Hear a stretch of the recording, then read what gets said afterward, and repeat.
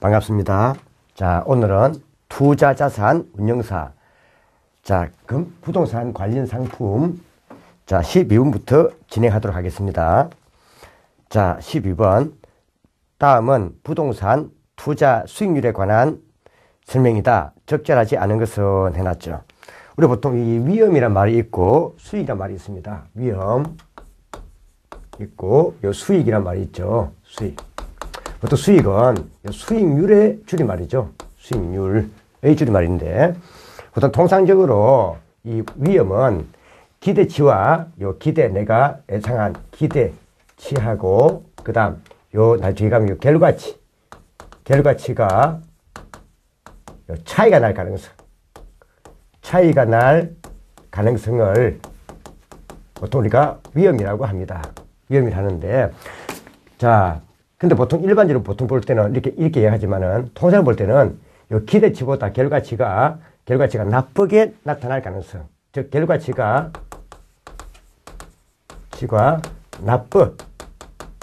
나쁘게 나타날 가능성을 설명하기도 합니다. 자, 그런데 이 기대치보다 결과치가 나쁘게 나타날 가능성이 많은데, 보통 이 위험은 뒤에 가면 혹시 뭐가 되면 이게 정규 분포를 이룬다면은 우리가 흔히 말하는 요 기대 수익률이 흩어짐의 정도를 가지고 요 평균 수익률에서 기대 수익률이 이 수익률이 흩어짐 정도가 설명하는 주로 표준 편차나 주로 우리가 표준 편차의 제곱인 주로 우리가 분산으로 보통 이 위험을 측정하고 있습니다. 상대적으로 표준 편차나 분산이 상대적으로 이 값이 클수록 위험도 크게 나타난다, 이렇게 보시면 되겠습니다. 자, 그런데 이 수익률은 주로 설명할 때는 자, 보통 가중 평균, 우리 조금 있다가 제가 13번에서 한번 풀겠지만은 주로 가중 평균 요 기대 수익률로 계산하고 있습니다. 그래서 보통 이걸 우리가 평균이다 쓰기도 하죠. 그래서 통상적으로 위험이 큰 투자일수록 잘 되면은 대박이죠. 근데 수익률이 낮은 것일수록 또 수익률이 높은 것이 잘못되면은 상당히 손실을 많이 보게 돼 있죠. 그래서 위험과 수익률은 서로 정비례 관계가 성립합니다. 자, 그래서 위험과 수익률은 정비례 관계가 성립하기 때문에, 지금 교재는 45페이지죠. 45페이지. 위험과 수익률이 정비례 관계가 발생한다. 우리가 보통 흔히 주식 같은 데 투자를 하면 잘못되면 완전 쪽박 쓰죠. 그렇지만 잘 되면 수익률이 큽니다. 근데 예금 같은 경우는 자, 수익률은 작지만 위험도 작죠. 자, 그래서 정비례 관계 성립한다. 이걸 우리가 보통 위험과 수익의 상쇄관계다, 이렇게 쓸 수가 있습니다. 상쇄관계다, 이렇게 설명하고 있습니다. 자, 그러면 1번. 위험과 수익은 수익이 수익률을 말합니다. 상쇄관계에 놓여 있기 때문에 위험과 수익은 반비례 관계가 아니라 정비례 관계를 가집니다. 1번이 틀렸죠. 다음. 자, 기대 수익률은 예상 수입과, 자, 기대치가 미래를 예상하는 거죠. 그래서 기대 수익률, 예상 수익률 같은 말입니다. 예상 수입과 예상 지출로부터 계산되는 가중 평균 수익률을 말한다. 그래서 요 수익률은 주로 가중 평균 기대 수익률을 말한다. 제가 이 푸는 법은 13번에서 할 겁니다. 자, 푸는 법은. 그 다음에 요구 수익률은, 자, 투자 위험을 반영할 때 투자로부터 벌어들여야 할 최소한의 수익률이다. 그래서 이 요구 수익률을 놓으면, 수익률은 투자자가 투자를 했을 때 요 위험과 요 기회비용을 반영을 합니다. 반영해가지고 최소한 벌어야 될 수익률이 됩니다. 최소한의 수익률입니다. 최소한 수익률이다, 이 말이죠. 최소한 그래서 이 말 같은 말로 최저 필수 수익률이다, 이렇게 쓰는 거예요. 자, 그래서 이 요구 수익률은 보통 외부로부터 우리가 자금 등을 차입했을 때, 보통 은행에서 자금 등을 차입했을 때 이자를 우리가 만약에 8% 주겠다면 8%만큼 최소한 버려야 되겠죠. 그래서 이런 개념을 딴 게 바로 요 요구수익률이다 이 말입니다. 그래서 요구수익률은 주로 보통 우리가 외부에서 계산되기 때문에 요구수익률은 외부 수익률이다 이렇게 보는 거죠. 그래서 보통 예를 보면 자, 갑이 부동산에 투자한다고 만약에 뭐요? 은행에서 차입 이자율로 만약에 예를 들어서 7%로 빌려왔다면 7%만큼은 최소한 버려야 되겠죠. 그래서 이 외부 요구 수익률은 투자자가 투자해서 최소한 버려야 될 수익률을 말합니다. 그래서 이거는 외부에서 구해지기 때문에 외부 수익률이다 이렇게 쓰는 거죠. 자, 그래서 이 요구 수익률은 보통 은행에서 특히 이 차입 이자율을 결정할 때 보통 우리가 이자율 등을 결정할 때 보통 무위험률에다가 보통 위험 할증률을 더해가지고 계산됩니다. 위험 할증률을 더해가지고 계산됩니다. 그래서 이걸 같은 말로 위험 조정 후 할인율이다. 이렇게 설명하기도 합니다.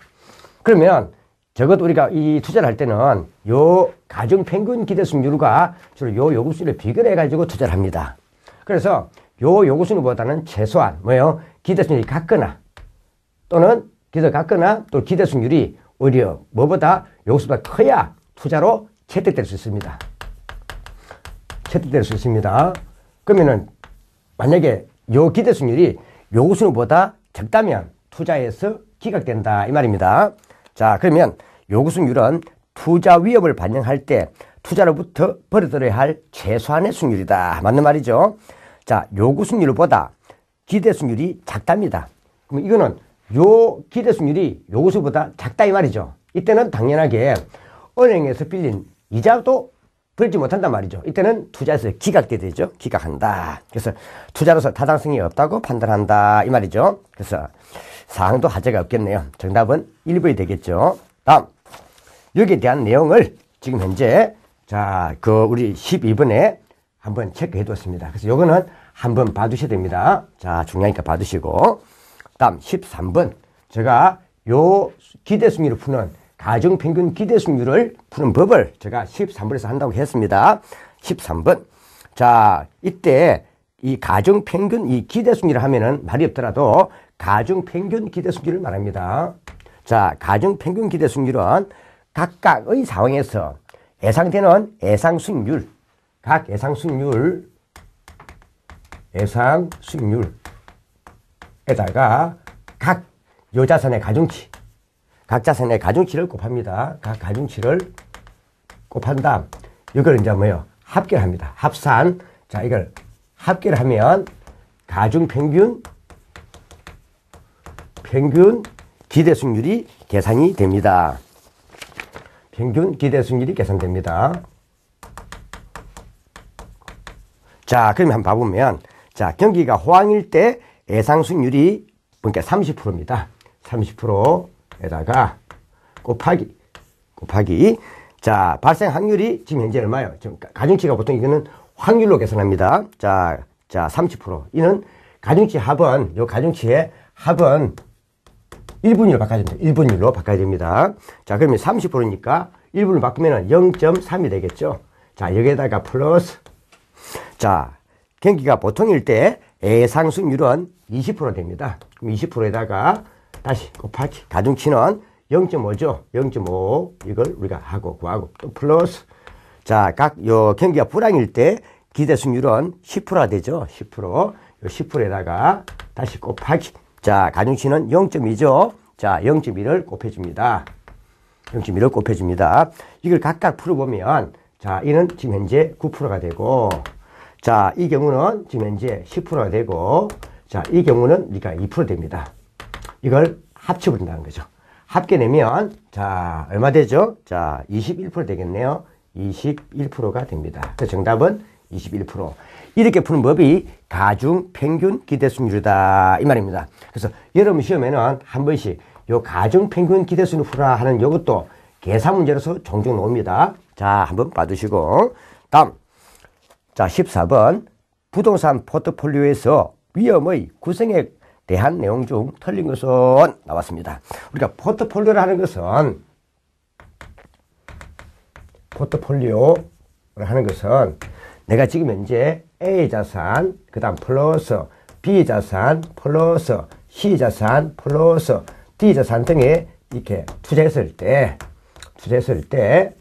자, 이때 투자한 자산의 집합을 말합니다. 자, 분산. 이때 여러 자산에 나누어 투자하는 게 바로 포트폴리오죠.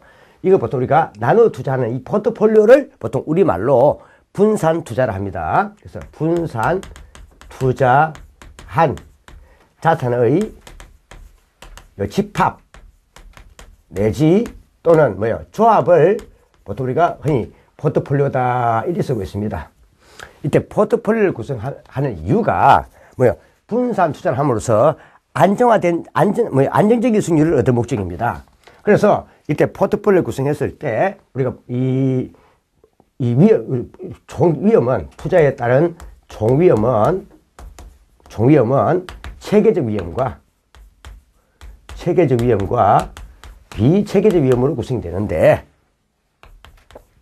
비체계적 위험으로 구성되는데 이때 체계적 위험은 시장 전체에 관계된 위험입니다. 그래서 이는 시장 위험이다 이렇게 쓰기도 합니다. 그래서 시장에 참여한 자는 공통적으로 받아들여야 될 위험이다 이 말입니다. 그 시장의 전반적인 위험을 말합니다. 그런데 이 비체계적 위험은 말 그대로 이 개별 투자의 선택에 따른 위험입니다. 개별 투자의 선택에 따른 위험입니다. 그래서 이걸 줄여서 보통 이 비체계 위험을 개별 위험이다 이렇게 쓰기도 합니다. 그래서 이 체계적 위험 자체는 예로 보면은 우리가 보통 시장의 경기라든지 또는 금리 변동이라든지 또는 우리가 물가 변동 여기에 따른 위험들이 보통 체계적 위험입니다. 근데 비체계적 위험은 보통 그 기업 자체에 따른 위험이기 때문에 그 기업의 노조 상태라든지 요 기업의 신용 상태라든지 이런 데 따른 위험 등이 이 체계적 위험이라는 겁니다. 그래서 이러한 위험은 이 두 가지로 구성이 되어 있는데 포트폴리오를 구성하면 요 총위험 자체는 어디에 투자하든 공통주로 받아들이게 되기 때문에 포트폴리오를 구성하더라도 총위험은 제거할 수 없다는 거죠. 그래서 요 체계 위험은 제거 불가능 위험이 된다 이 말입니다. 그래서 요 체계적 위험을 제거 불가능 위험이다 쓰기도 하고 요 제거란 말을 또는 분산 불가능 위험이다 쓰기도 하고 또는 회피 불가능 위험이다 이렇게 쓰기도 합니다. 그런데 요 비체계적 위험은 각각의 정권이라든지 부에 따른 수익률의 방향이 좀 다르기 때문에 이런 것들은 A에서 손해보면 B에서 이득을 취하게끔 반대로 감으로써 비체계 위험은 포트폴리오 구성하면 제거 가능한 위험이다 이 말입니다. 가능한 위험이다 이 뜻입니다. 그럼 같은 말로 분산 가능한 위험이다 이 말이죠. 그래서 포트폴리오를 구성하는 이유는 결국 요 비체계적 위험을 제거할 목적으로 있는 겁니다. 그래서 포트폴리오의 구성 목적이 뭘까 하면 비체계적 위험의 제거 목적이다 이 말입니다. 이걸 제거하기 위해서입니다. 자, 이걸 이야기하는 겁니다. 이때 포트폴리오를 구성함으로써 비체계적 위험이 제거되는 이 효과를 우리는 분산 효과 또는 포트폴리오 효과다 있습니다. 폴리오 효과다 이렇게 쓰고 있습니다. 그래서 요 부분 한번 봐주셔야 되겠습니다. 자, 요거는 여기뿐 아니라 우리가 뒤에 가면 우리가 정권 투자에도 다 관계되기 때문에 요 내용은 공통이기 때문에 같이 봐주셔야 되겠습니다. 자, 그러면은 14번 한번 보시죠. 14번 보시면 자, 체계적 위험은 시장 전체에 영향을 미치는 시장 위험이다. 그렇죠? 시장 위험이다.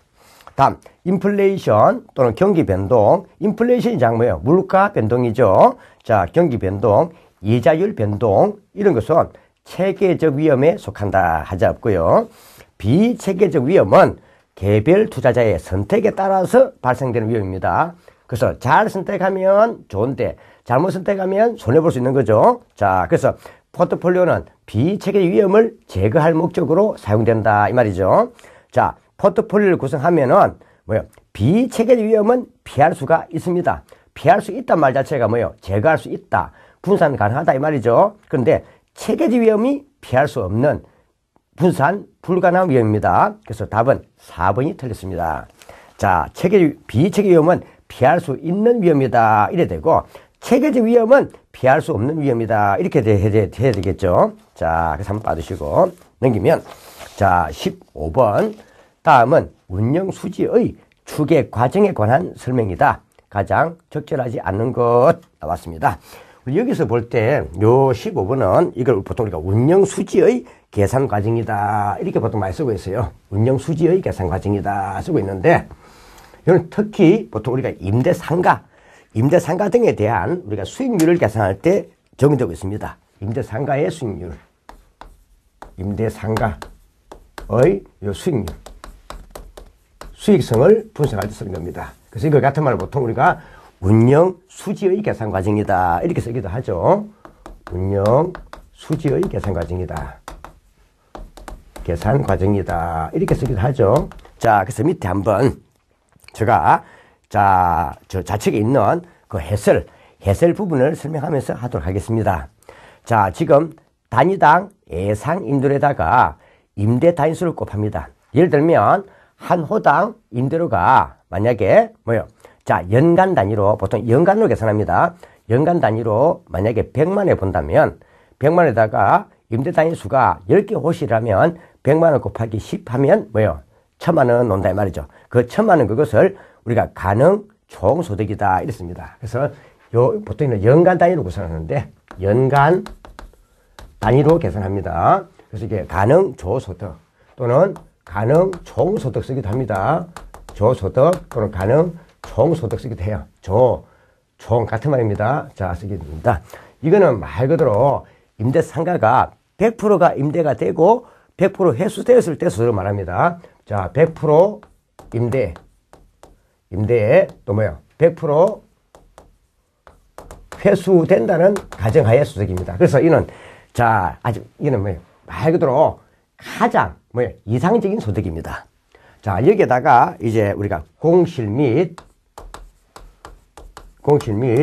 대손 충당금을 차감합니다. 공실 같은 경우는 만약에 10개 호실로 볼 때 보통 이거는 100% 뭐예요? 다 임대가 되고 100%가 회수된다는 가정하에 소득이었습니다. 근데 현실적으로 보면 뭐예요? 미임대가 되어가지고 뭐예요?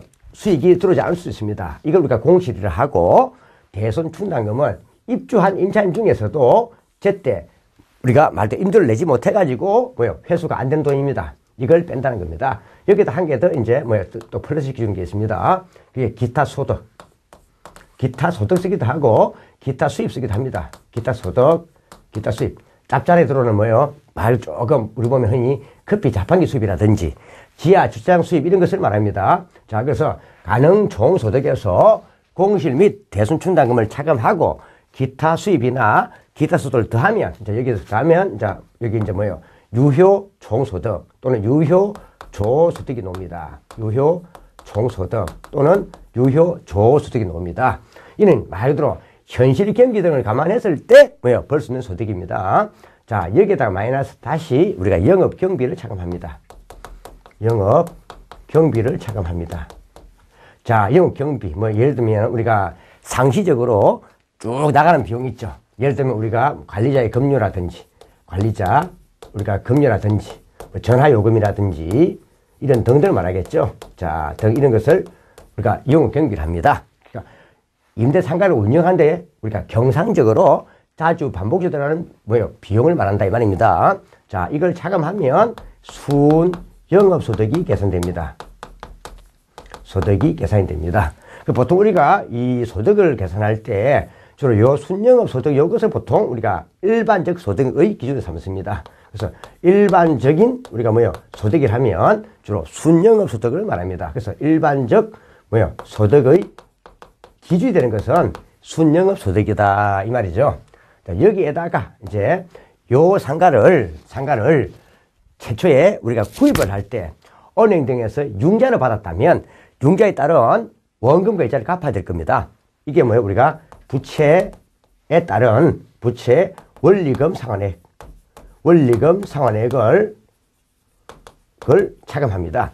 이때 부채 원리금 상환액을 혹에 따라서는 이걸 부채 서비스액이다. 이렇게 번역하기도 합니다. 자, 이제 이걸 차감하면, 자, 세금 내기 전 세전 현금 수지가 계산이 됩니다. 요 세전 현금 수지에서 다시 이제, 자, 우리가 영업에 따른 요 소득세를 차감하면, 자, 말 그대로 세후 현금 수지가 계산이 됩니다. 세후 현금 수지 계산됩니다.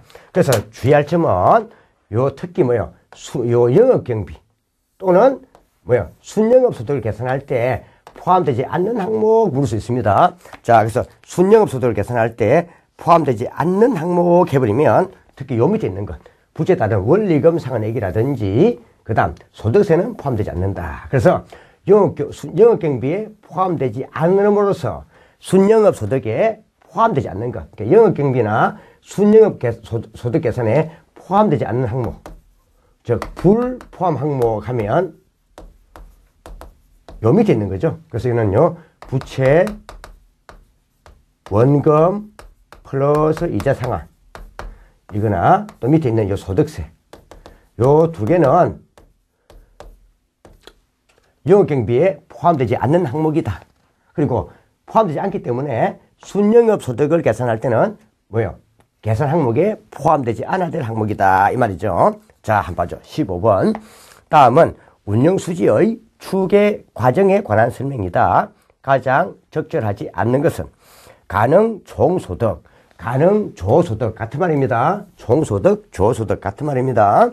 자, 이는 투자 부동산으로부터 얻을 수 있는 최대한의 수입입니다. 그러니까 이는 만약에 10개 호실이 있다면 10개 호실이 다 임대가 되고 다 회수했을 때 들어올 수 있는 가장 이상적인 최대 소득이에요. 자, 이걸 말합니다.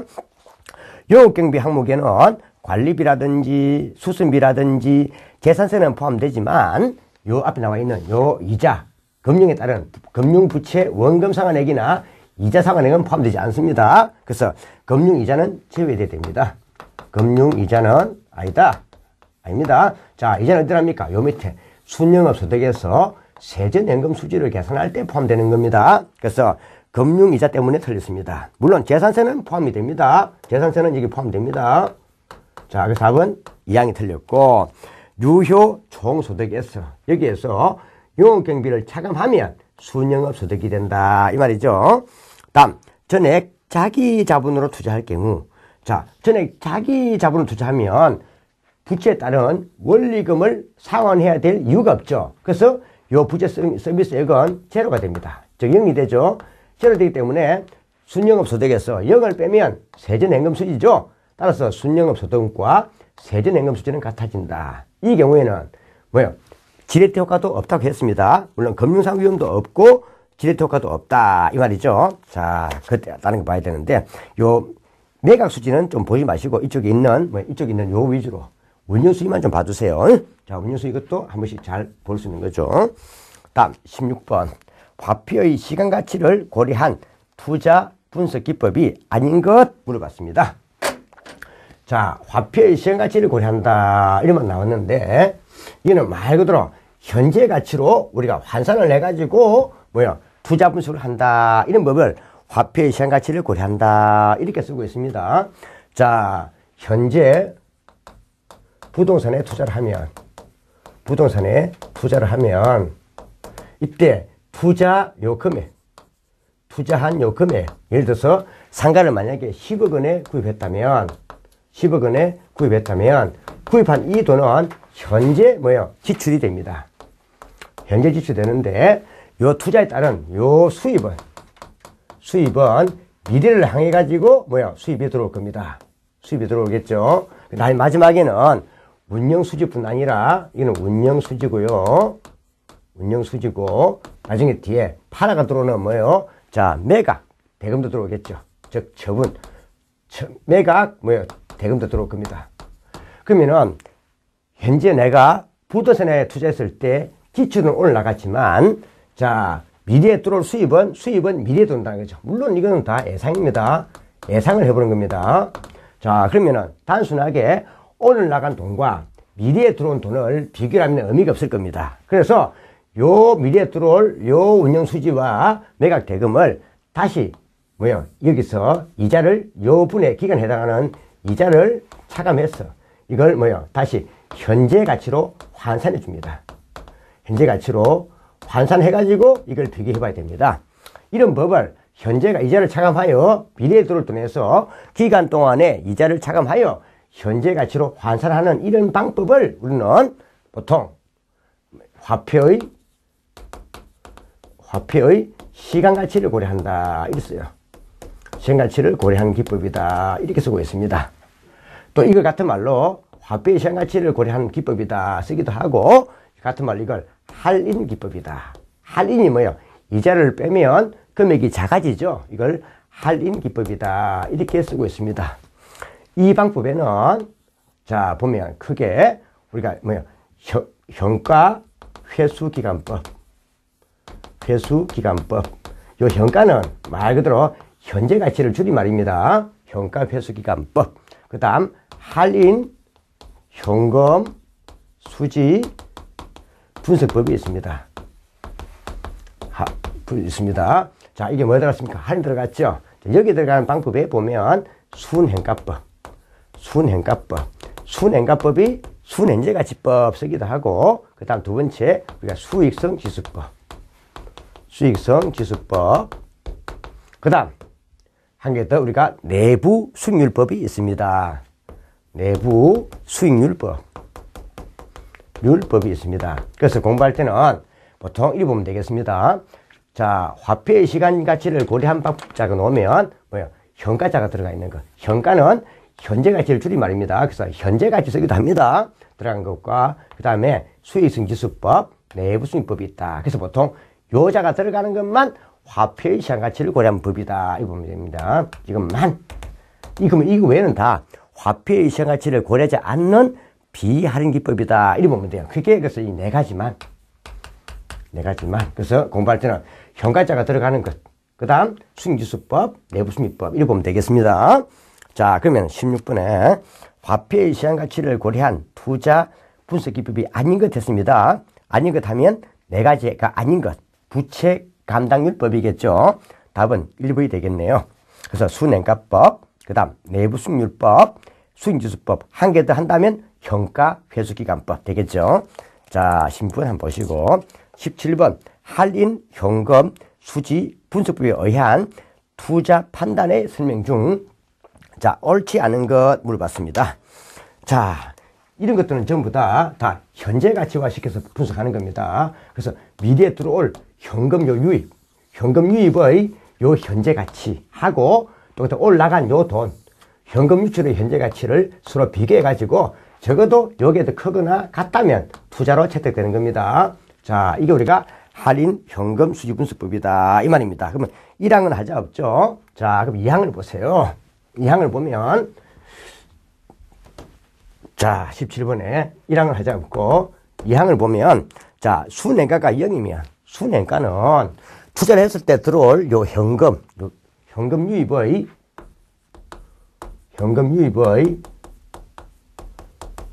현가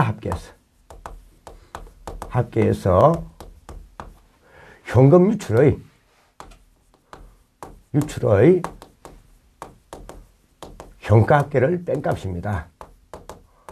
빼가지고 풉니다. 물론 이걸 우리가 미래에 들어올 순현금 유입의 현가에서 투자 시점의 지분 투자액을 차감한다 이렇게 쓰기도 합니다. 자, 이거 우리가 순현가라 했습니다.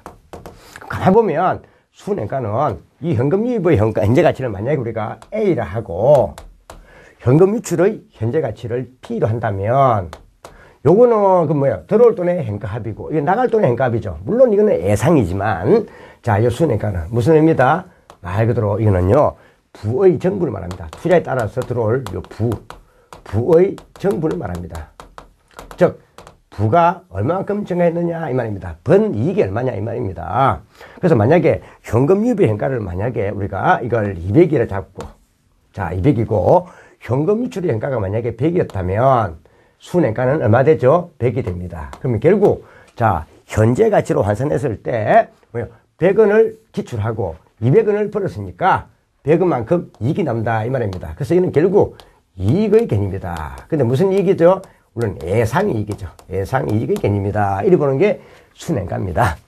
근데 만약에 보면 자 이 현금 유출의 현가합과 현금 유입의 현가합을 한번 나눠봅니다. 그러면 현금 유입의 현가합이 200이고 현금 유출의 현가값이 만약에 100이라면 요거는 뭐예요? 100원을 투자해가지고 200원을 번 거죠. 그럼 결국 자 현금 유출의 현가합의 현금 유입의 현가합은 2배가 큽니다. 2배. 요 일을 말한다고 이걸요 수익성 지수라고 하는 겁니다. 수익성 지수라고 합니다. 만약에 자 현금 유입의 현가와 현금 유출 현가가 똑같이 100으로 같다면 자 A 나누기 B가 만약에 똑같다면 뭐요? 요것도 100이고 요것도 100이라면 요거는 뭐예요? 1이 되겠네요. 그래서 자 수익지수가 1이면 뭐예요? 수익지수가 1이면 순행가는 0이 됩니다. 순행가는 0이 됩니다. 자, 받으시죠? 그래서 결국 현금 유입의 현가에서 현금 유출의 현가를 뺀 값은 순행가라면 현금 유입의 현가를 현금 유출의 현가로 나눈 값이 수익성 지수가 됩니다. 자, 그래서 현금 순행가가 0이 되면 수익지수는 1이 됩니다. 따라서 수익지수는 투자로 채택되려면은 적어도 뭐요? 자, 1보다 크거나 같아야 되겠죠? 자, 이게 되겠네요. 1보다 작으면 투자에서 기각됩니다. 자, 근데 현금 유입의 현가하고 요 현금 유출의 현가, 요걸 같게 만들어주는 제가 요 할인율, 같게 만들어주는 할인율을 우리는 내부 수익률이라고 합니다. 내부 수익률이다 있습니다. 내부 수익률이다 있습니다. 그래서 내부 수익률법은 요 내부 수익률을 서로 구한 다음 다시 이 내부 수익률이 자 요구 수익률과 비교해 가지고 요구 수익률보다 크거나 같으면 투자를 채택되는 겁니다. 요 내부 수익률이 앞에 설명했던 이게 바로 기대 수익률입니다. 기대 수익률을 말합니다. 자, 이걸 의미하는 겁니다. 자, 그래서 내부 수익률은 현금 유입의 현가하고 현금 유출의 현가를 같게 만드는 할인율이니까 결국 이거는 뭐예요? 순행가를 0으로 만들거나 또는 수익성 지수를 수익지수를 1로 만드는 뭐예요? 1로 만드는 이걸 만족하는 할인율이기도 합니다. 자, 봐두시죠. 자, 한번 보죠. 자, 17번. 할인 현금 수지 분석법에 의한 투자 판단의 설명 중 옳지 않은 것은 자, 1항은 됐고요. 2항. 순행가가 0이면 수익지수는 1이 됩니다. 순행가가 0이면 수익지수는 1이 됩니다. 이때도 투자는 유진합니다. 자, 이것도 투자로 채택될 수 있다 이 말입니다. 다음 넘어가면 3번. 자, 투자의 우선순위 적용해서 부의 극대를 위해서는 요 부를 말합니다. 자, 극대를 위해서는 자, 말 그대로 얼마만큼 돈을 많이 벌었느냐 하는 요 순행가법이 가장 우수합니다. 그래서 이 투자의 목적이 부의 극대라면 투자의 목적과 가장 일치하는 뭐요? 할인 현금 수익 분석법은 하면 답은 뭐야 된다고요? 순행가법이 됩니다. 이게 가장 우수하다. 자, 그 답은 뭐요? 3번이 틀렸네요. 부의 극대를 위해서는 순행가법이 가장 우수하다 해야 됩니다. 자, 4번. 내부 수익률은 순행가를 0으로 만들거나 수익지수를 1로 만드는 할인율이다. 하잡죠? 자, 그래서 내부 수익률은 현금 유입의 현가하고 현금 유출의 현가를 똑같게 만드는 할인율입니다. 그래서 순행가를 0으로 만들거나 수익지수를 1로 만드는 할인율을 의미하기도 합니다. 자, 오늘은 자, 이 할인 현금 수익 분석까지 12강에서 하기도 하고 18번은 13강부터 들어가도록 하겠습니다. 그래서 요 할인 현금 수익 분석법 이 내용은 여기뿐 아니라 뒤에 정권 투자에도 많이 나오기 때문에 이것도 같이 봐도 됩니다. 같이 봐도 됩니다. 공통입니다. 자, 뒤에 또 나올 겁니다. 자, 오늘은 이렇게 하죠. 자, 수고하셨습니다.